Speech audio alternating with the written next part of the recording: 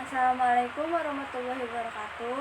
Tepangkeun wasta abdi Siti Fatimah ti nomor absen 32. Jadi dia bade ngadongengkeun salah sahiji carita pantun Sunda nu judulna Lutung Kasarung. Dina zaman kapungkur di Pasundan aya hiji kerajaan anu dipimpin ku raja anu wijaksana. Namina nyaeta Prabu Tapak Agung. Prabu Tapak Agung ngagaduhan dua anak awewe anu geulis. Namina nyaeta Purbararang sareng adina Purbasari.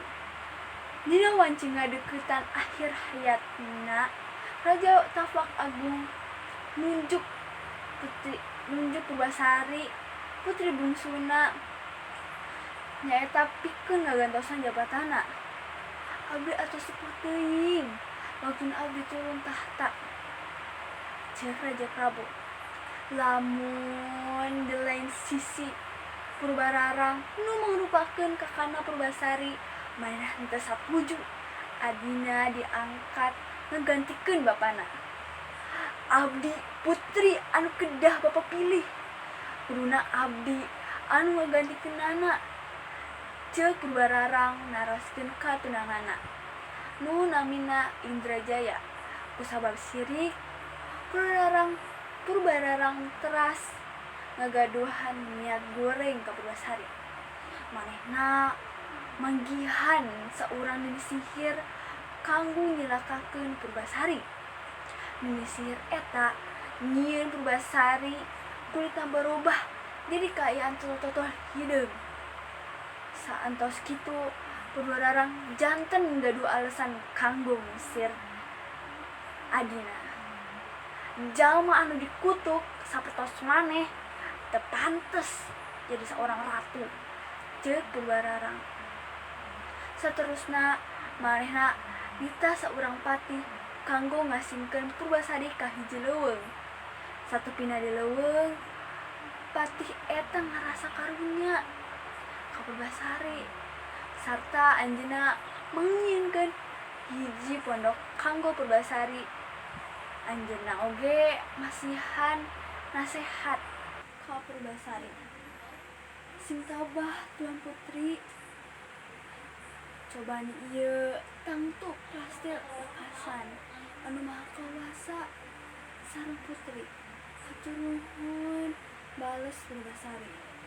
Salila di leuweung Purbasari ngagaduhan seueureran camar nu mangrupakeun sasatuan anu balagir ka manehna.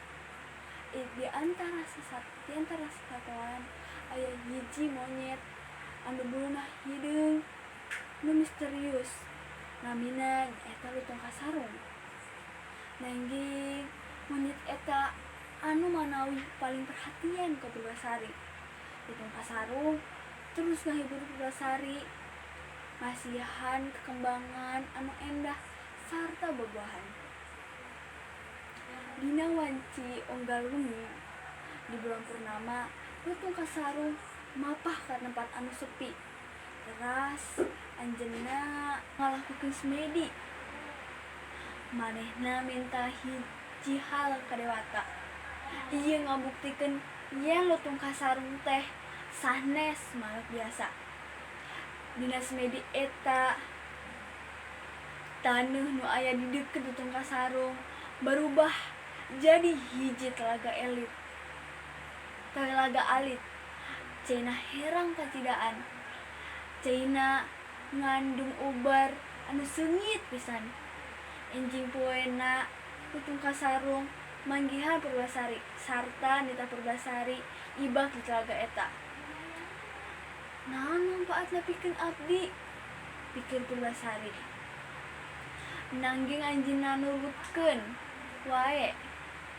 Kelami anggeus manehna nyeburkeun awakna, kulitna barobah jadi bersih sarta geulis atos kos harita. Purbasari luas pisan dicampur ku hawa atau sabot, manehna ngaca di telaga eta. Kulitna mulus deui. Dina waktos lain di kerajaan Purbararang mutuskeun bade ningali adina anu aya di leuweung. Mainah mangkat sareng tunanganna Indrajaya serta para pengawalna. Satepina di hutan, Purbararang manggihan adina si Purbasari. Purbararang teu percaya ningali adina tiasa jadi geulis deui kos harita. Purbararang embungeun eleh teras anjeunna ngajak Purbasari nitah ngadu papanjangan buuk. Saha anu paling panjang buukna, manehna anu meunang. Saur Purbararang. Mimitina Purbasari alimeun. Nanging Purbararang teras-terasan ngadesek. Nah, pas ditingali buukna Purbasari malah nu leuwih panjang tu Purbararang. Kajeun ayeuna abdi eleh. Nanging ayeuna hayu urang paganteng-ganteng tunanganna. Tah ieu tunangan abdi. Saur Purbararang. Sabari nyamperkeun ka Indrajaya, Purbasari mimitina gelisah dalantaran kabingungan. Akhirna Purbasari narik panangan Putong Kasarung. Putong Kasarung ajol-ajolan kawas menangkeun Purbasari. Purbararang seuri ngakak ngabahak-bahak. Jadi monyet eta tunangan maneh. Saur Purbararang. Dina wanci eta oge Putong Kasarung teras geura semedi sakedap. Sarta lumangsung berubah jadi laki anu ganteng kacidaan. Leuwih-leuwih ganteng ti Indrajaya. Sadaya nu aya di dinya luaseun ningali kejadian eta. Purbararang akhirna ngaku kaelehanana sarta minta maaf pikeun kalepatan. Salila ieu ka Purbasari. Manehna minta dihampurakeun sagala kasalahanana ka Purbasari serta merta supardos henteu dihukum. Purbasari anu bageur langsung ngahampurakeun sagala kasalahan nana Purbararang. Sanggeus kejadian eta akhirna maranehna sadayana balik ke kerajaan. Purbasari akhirna jadi seorang ratu direndengan ku seorang lalaki idamanana. Laki ieu teu lain anu salila ieu maturan Purbasari salami di leuweung nyaeta Putong Kasarung.